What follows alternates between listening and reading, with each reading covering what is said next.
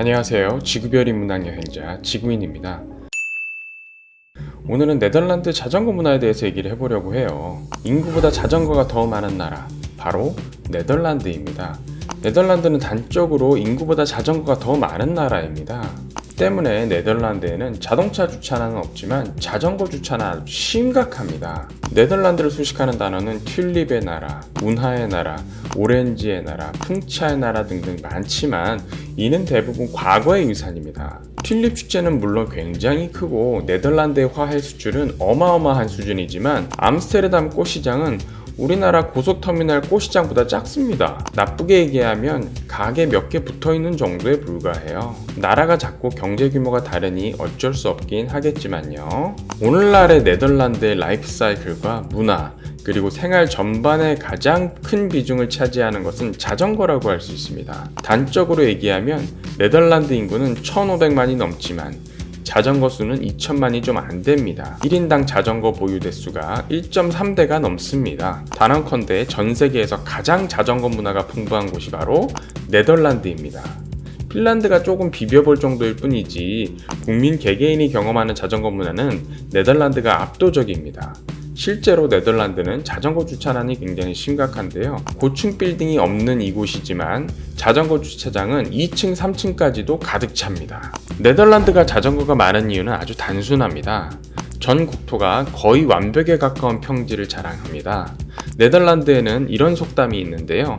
의자에 올라서서 돌아보면 네덜란드를 다 둘러볼 수 있다고 하는 말이 있어요. 소위 우리나라 수준의 언덕배기조차도 없습니다.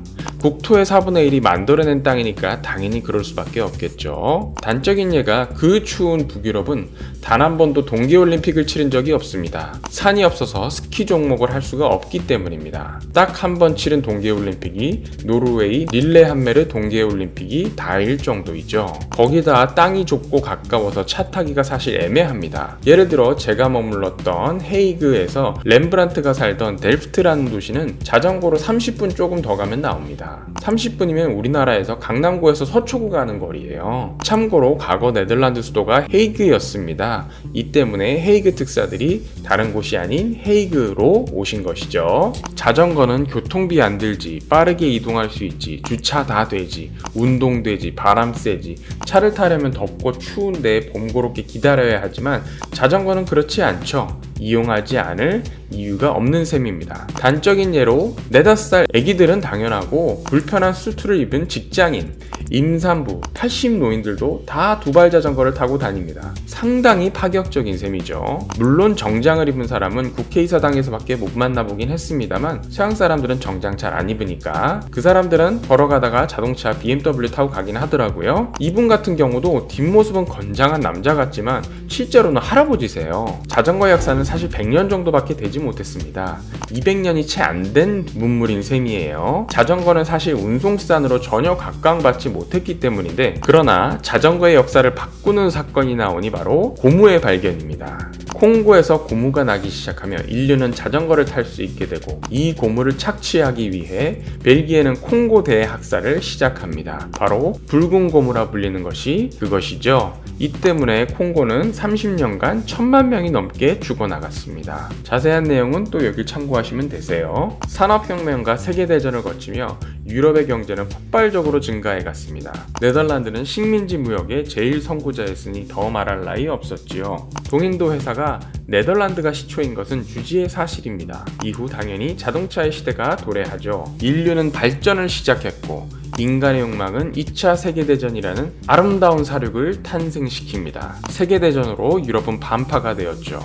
이때 2차 세계대전 덕에 어찌 보면 터키 정도의 나라에서 단번에 세계 최강대국으로 뛰어오른 나라가 있었으니 바로 미국입니다. 마샬 플랜으로 유명한 미국의 국무장관 조지 마샬은 유럽에 달러를 퍼부어줍니다. 유럽은 전쟁으로 쑥대밭이 되었고 경제가 나락으로 내려앉았죠. 그대로 두면 옆에 러시아의 영향력에 다 들어갈 것이 뻔했고 미국은 자신의 영향력이 감소하는 것을 그냥 보고 있을 수는 없었습니다. 그러나 그는 이후 이 공로를 인정받아 노벨 평화상까지 받았습니다. 원래 트루먼 플랜으로 부르려 했으나 트루먼도 당시 메가더한테 쿠데타 당할 뻔하는 등 상당히 쫄리는 상황이었기 있었기 때문에 반대파인 공화당의 반대를 트리거시키지 않기 위해서 마샬 플랜으로 이름을 바꿉니다. 유럽은 이 돈으로 나라마다 경제를 재건하게 되는데 네덜란드도 마찬가지였습니다. 네덜란드의 인당 GDP는 1960년대 1068달러에서 1970년대 2927달러로 뛰어오릅니다. 대표적으로 로테르담 같은 도시가 이때 재건된 도시입니다. 이 얘기는 다른 챕터에서 한번 해보도록 할게요. 유럽은 미국과 도시 구조가 달랐습니다. 미국은 단순합니다. 교회에서 살고 차로 도시로 이동해서 도시에서 일하고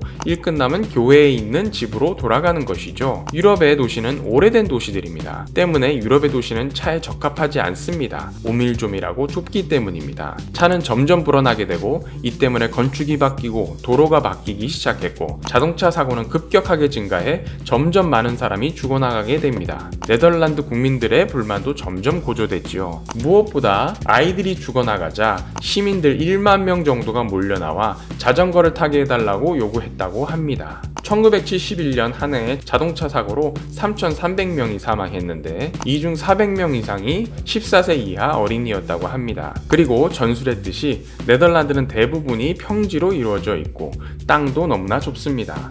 자전거가 훨씬 나을 수밖에 없죠. 여기에 결정적으로 오일 쇼크가 터지며 자동차 문화가 쇠퇴하고 오늘날의 자전거 문화가 정착되게 됩니다. 그래서 네덜란드는 도시계획 자체를 완전히 바꾸게 되는데 자동차 중심의 큰 도로에서 자전거 도로 중심으로 완전히 개편되게 됩니다. 그리고 그 자전거 도로가 전국으로 퍼져나가 이제는 자전거로 네덜란드 일주를 할 수 있는 정도가 되었죠. 때문에 네덜란드의 많은 도시들도 유럽의 다른 도시들처럼 도로가 좁고 대신 자전거 레인이 나란히 달립니다. 여기에는 물론 복장을 중요시 여기지 않고 실용주의가 강한 북유럽, 특히 네덜란드의 특성이 있기 때문입니다. 네덜란드인에게 자전거 브랜드는 중요하지 않습니다. 녹이 잔뜩 쓴 삐걱거리는 자전거를 어여쁜 처자가 타고 다니는 것을 수도 없이 볼 수 있습니다. 녹슨 자전거에 애까지 뒤에 얹고 미니스커트 치마 펄럭거리고 저보다 빨리 달리는 여성을 보면 대단하다는 생각밖에 들지 않습니다.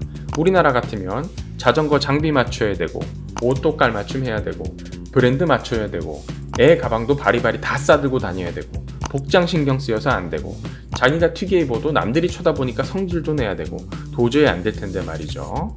우리나라 같으면 옷 깔맞춤, 자전거 깔맞춤, 장비 구색도 다 맞춰서 그걸 단톡방에 떠들면서 더 큰 재미를 느끼긴 했을 테지만요. 만약 도시여행이 아니라 네덜란드 일주를 하신다면 전기 자전거도 적당하지 않을까 싶습니다. 실제로 유럽 국가들 대부분이 관광지에서 전기 킥보드를 이용하고 있기도 하고 물론 호텔을 이용하면 호텔에서는 자전거를 또 무료로 대여를 해줍니다. 자전거 대여 프로그램도 있고 자전거 대여소도 곳곳에 있습니다. 재밌는 것은 디파짓도 받지 않아요. 더구나 길을 몰라도 걱정이 없습니다. 구글 맵이 켜고 귀에 이어폰 꽂고 달리면 길을 목소리로 다 알려주기 때문입니다. 더구나 구글 맵은 한국말로 알려줍니다. 네이버 맵은 이어폰 꽂고 자전거 타면 목소리로 알려주진 않는데 그렇게 따지면 구글 맵은 훨씬 더 좋은 셈이죠. 방향은 자동차와 똑같이 무조건 우측 통행하면 됩니다. 워낙 자전거 길이 잘 닦여 있어서 크게 염려할 일은 없습니다. 자전거 렌탈 서비스도 잘 발달되어 있습니다. 도시에는 우리나라 따릉이 같은 서비스도 있습니다. 하지만 이는 말이 쉽지 무엇보다 대단히 위험합니다. 자동차는 작동이 쉽지만 자전거는 쉽지 않습니다. 더구나 오토바이도 다니고 말이죠. 이 모든 것이 가능한 이유는 자전거가 보행자에 우선하기 때문입니다. 북유럽, 특히 네덜란드에서는 절대로 자전거 레인에 서 있어서는 안 됩니다. 실제로 유럽 여행객들이 차 사고는 나지 않지만 자전거 사고는 엄청나게 납니다. 자전거, 보행자, 자동차 순으로 양보해야 되기 때문입니다. 때문에 북유럽 공통적으로 자동차 사고는 거의 없지만 자전거 사고가 많습니다. 심지어 사망 사고도 있어요. 거기에 이민자들도 많으니 아무래도 혼란과 혼선이 있을 수밖에 없죠. 우리나라처럼 자기 입맛에 다 맞아야 되고 갑질이 심한 엄격한 문화에 이런 불편한 자전거 문화가 잘 정착할 수 있을지는 과연 의문입니다. 우리나라는 다양성에 익숙하지 않기 때문입니다. 저만 해도 친구가 자전거를 빌려줘서 편하게 타고 다녔고 코로나 시대라 자전거에 너무 감사했지만 만약 네덜란드를 짧게 여행했다면 과연 자전거를 탔을지 의문입니다. 한국 사람은 편하고 이쁘고 쾌적한데 너무 익숙합니다. 그러나 코로나 시대에 자전거는 너무나 좋습니다. 실내에 들어가지 않고 이동을 할 수 있고 쾌적한 바람을 가르며 달릴 수 있고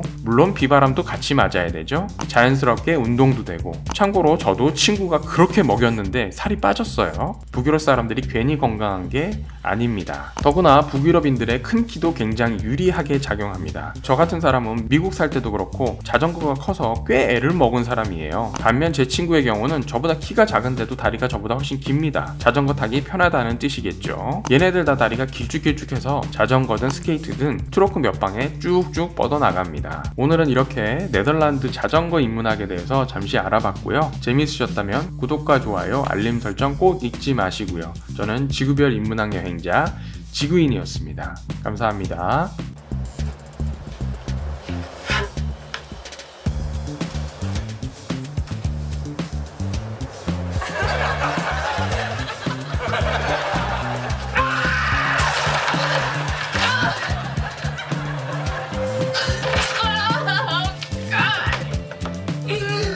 재밌게 들으셨나요? 재밌게 들으셨다면 구독과 좋아요 꼭꼭꼭 잊지 마시고요. 저는 지구별 인문학 여행자 지구인이었습니다. 감사합니다.